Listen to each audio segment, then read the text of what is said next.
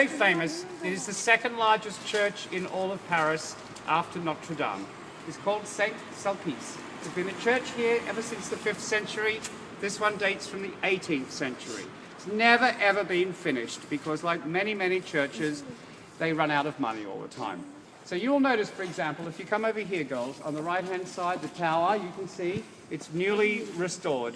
And the tower on the right is round, but the tower on the left is octagonal.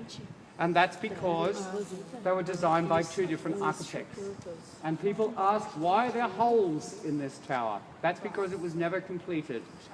When you build a tower like this, you must use a block and tackle system, okay? A piece of wood with a circular wheel, with a rope, to get the big stone blocks up to the top of the tower. And then someone would go behind and fill in the holes afterwards with plaster. So it was never finished. But now they've paid for this side to finish.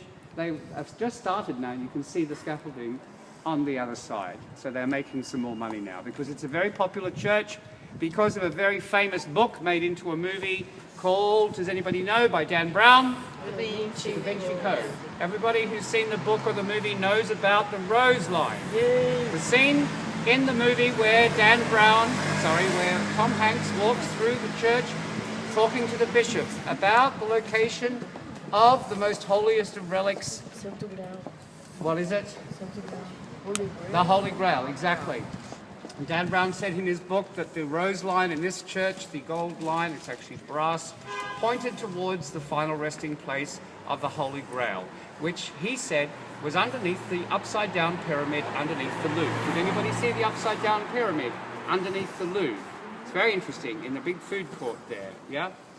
So, much of what Dan Brown says in his book is not true. I'm going to point to various things inside, okay? It is a church, it is a place of worship, so I cannot guide inside, but I can talk very quietly and I can point out a few things to you. Then we will go out the front of the church. I don't want you to spend too much time in the church because there may be a service going on, for example. You are not supposed to take photographs. Everybody does, all right?